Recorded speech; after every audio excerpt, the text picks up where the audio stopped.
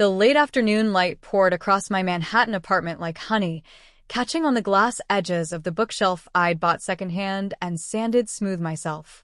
I was halfway through balancing next quarter's numbers on my laptop when my phone buzzed, 3 short vibrations that rattled the marble coaster. Mom. The name lit the screen in bold letters I hadn't seen in months. For a second, I just stared, my fingers resting against the cool rim of my coffee mug. The city traffic hummed far below. Somewhere a horn blared and a dog barked, the ordinary sounds of a life I'd built on my own terms. I knew why she was calling before I even swiped to answer. My sister, Lily, had run up debts again, this time the kind that couldn't be softened with late fees and polite apologies. And my parents, they wanted the money I'd saved for my own down payment. The same savings I'd guarded through years of cramped rentals and skipped vacations. Rachel, we need to talk, Mom's voice crackled. A mixture of urgency and the old unspoken expectation that I would be the fixer, the responsible one. A slow heat rose beneath my silk blouse, the kind that comes from anger tightly leashed. I glanced at the folder on my desk labeled Townhouse, Offer, my signature already drying in blue ink. They had no idea. Not about the townhouse. Not about the life I'd built without a dime of their help. And certainly not about the answer I was ready to give this time. 2 years earlier, the night everything fractured, the house smelled of lemon cleaner and my mother's pot roast. It was a smell that used to mean comfort. That night it turned my stomach. Dad sat at the head of the oak dining table, fingers drumming an uneven rhythm. Mom stood beside him, arms crossed like a judge waiting to deliver a verdict. Lily hovered near the window, her blonde hair twisted into a messy bun that couldn't hide the dark circles beneath her eyes. Rachel, Dad began, clearing his throat. Your sister's made some mistakes. I already knew. The late-night phone calls from unknown numbers. The texts that arrived like silent fireworks and disappeared before dawn. But hearing it out loud, the credit cards maxed, the personal loan defaulted, still landed like a blow. She needs help, Mom said, soft but firm. We've decided the best thing is for you to give her the money you've been saving for your house. I blinked. For a moment, I thought I'd misheard. My down payment. My voice cracked, part disbelief, part fury. I've been saving for 6 years. That's my future. Dad's jaw tightened. Family helps family. Lily's eyes filled, wide and watery. I didn't mean for it to get this bad. I thought I could fix it before anyone knew. A lump formed in my throat, sharp as broken glass. My palms dampened against the smooth wood of a chair. So, because she was reckless, I'm supposed to give up what I've worked for? Mom reached for my hand, but I pulled away. Honey, you'll make the money back. Your sister doesn't have your opportunities. I heard the unspoken accusation. You can handle it. You always do. For the first time in my life, the weight of expectation felt heavier than love. That night, after they'd gone to bed, I slipped into the cool night air and drove to the one person who had never made me feel like a backup plan, my grandmother, Eleanor. Her porch light glowed like a quiet beacon. She opened the door before I knocked. They asked you to give it up, didn't they? She said, as if she'd been waiting.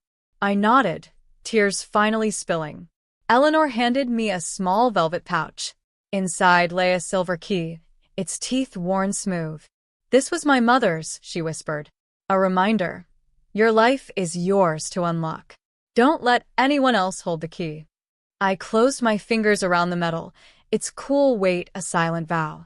That night I decided, my savings, my dream, my life, were not for anyone else to claim. Grandma Eleanor's key lived in my pocket for months, like a secret talisman. Each time my resolve wavered, when rent went up, when I skipped dinners out to stretch my savings, I'd run my thumb along the cool metal ridges and remember her words. Your life is yours to unlock. I doubled down at work.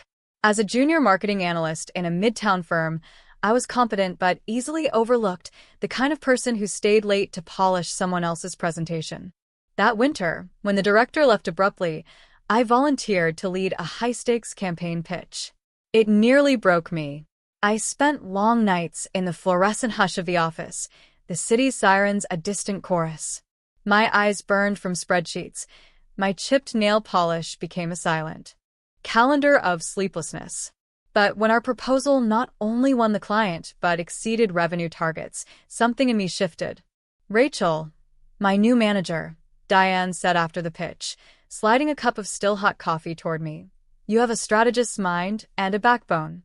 Don't hide it." Diane became the mentor I hadn't known I needed. She was brisk and brilliant, a woman who wore crimson lipstick to board meetings and refused to apologize for ambition. When I hesitated to negotiate my raise, she coached me word by word. I left her office that day with a 20% bump and a confidence I'd never tasted before. But my biggest step came quietly.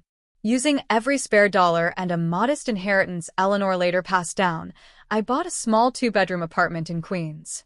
I didn't tell my parents. The mortgage paperwork sat in a plain manila folder in my drawer, hidden like a love letter. Social media made secrecy easier. I posted pictures of coffee cups and city sunsets, never a hint of square footage or success. When Mom called, I kept my answers breezy.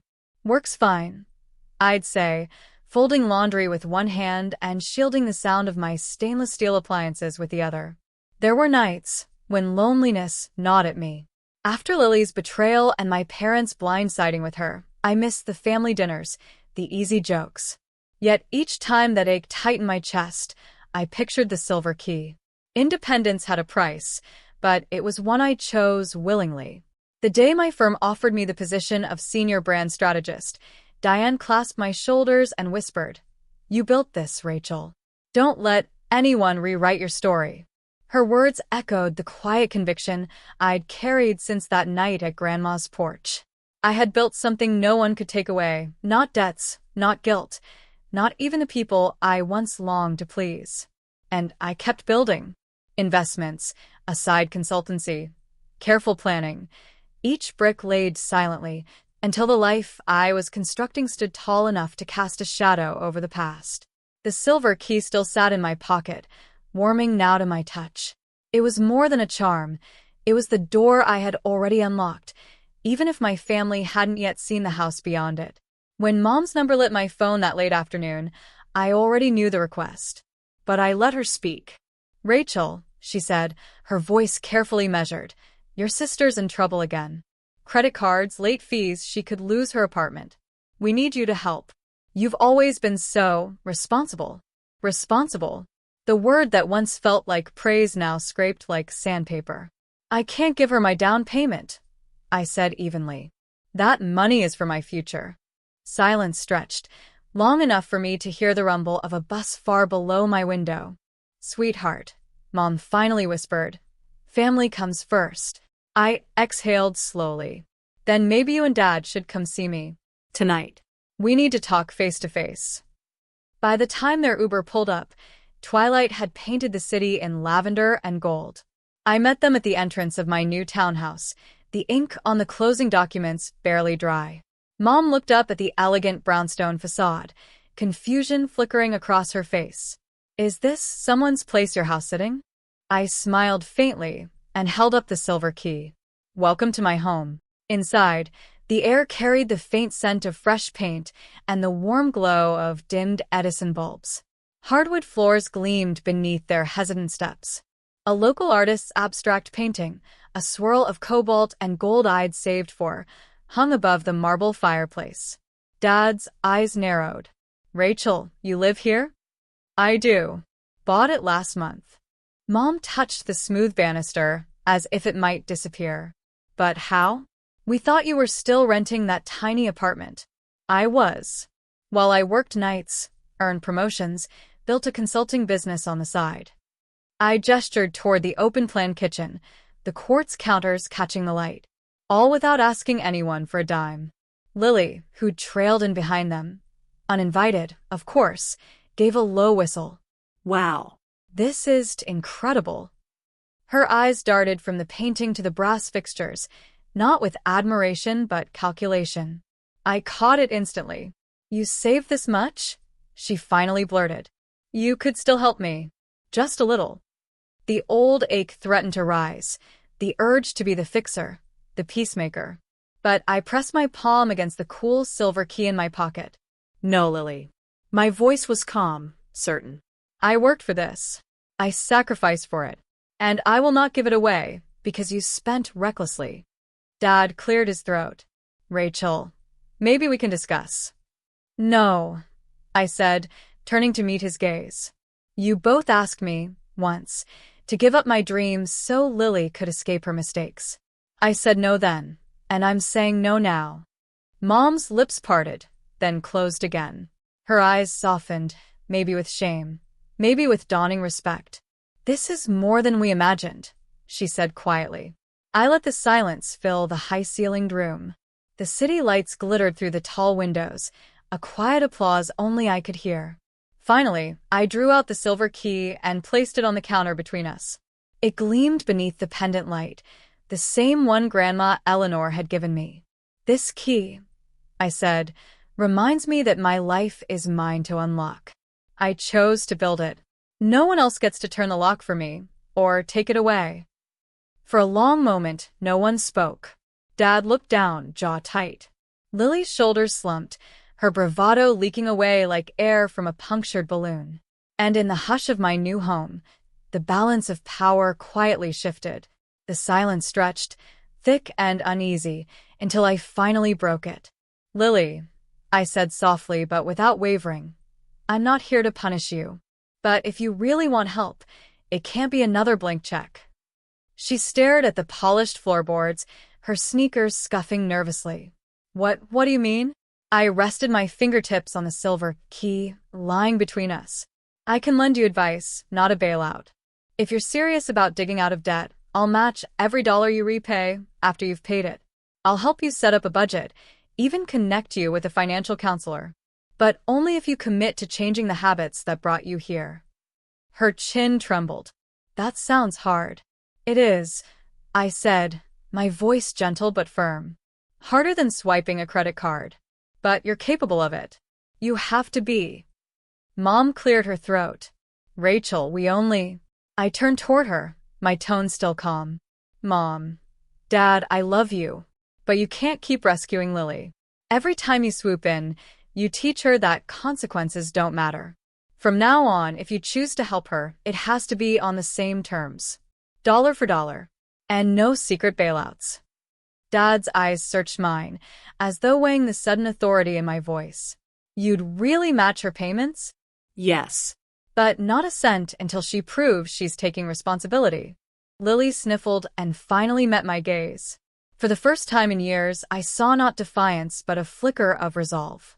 Okay, she whispered. I'll try. I reached out, my palm covering the key, its metal cool against my skin. That's all I'm asking. Try. Show yourself you can do this. Mom exhaled, shoulders softening. We didn't realize how much we've been enabling. Maybe we needed to hear this too.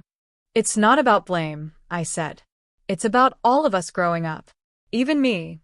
For a heartbeat, the room felt lighter, as if the townhouse itself had exhaled. The air smelled faintly of the lavender candle I'd lit earlier, a small comfort that now felt like a quiet celebration. I looked at each of them, my parents, my sister, and saw, for once, a glimmer of something beyond expectation or disappointment. Something like respect.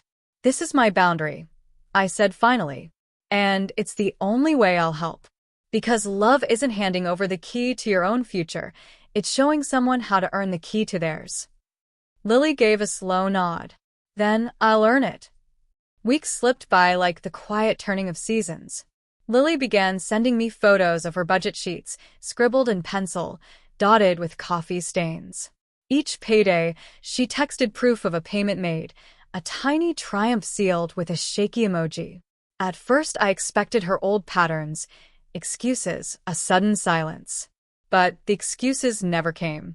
Instead, there were short updates, another $200 gone, and once, a snapshot of her beaming beside the shredder as she destroyed her last credit card. True to my word, I matched every payment dollar for dollar, tucking the funds into an account labeled Lily's Rebuild. I never called it a rescue. It was her own effort I was doubling, not replacing. Mom and Dad changed too, in small but startling ways. Instead of smoothing over Lily's missteps, they began asking questions that required answers. What's your plan for next month? How will you keep this up? Their voices carried encouragement instead of panic. One Saturday evening, they all came over to my townhouse for dinner. The scent of rosemary chicken filled the rooms as twilight bled across the city skyline. Lily handed me a sealed envelope. Inside was a receipt. Debt balance, $0. She looked at me, eyes bright. I did it. Warm pride flooded my chest. Yes, I said softly, you did. Later, as they left and the door clicked shut, I lingered in the quiet. The silver key rested on the mantel where sunlight from the street lamp caught its worn grooves. I lifted it, feeling the familiar weight settle into my palm. Grandma Eleanor's words drifted back, as steady as the night air. Your life is yours to unlock. I traced the key's ridges, smiling. It had once been a symbol of defiance. Now it shone with something deeper. Proof that strength isn't just holding on to what's yours, but showing others how to claim their own. I set the key back on the mantel and whispered the thought that had carried me through every storm. My life is mine to unlock, and I've already turned the lock.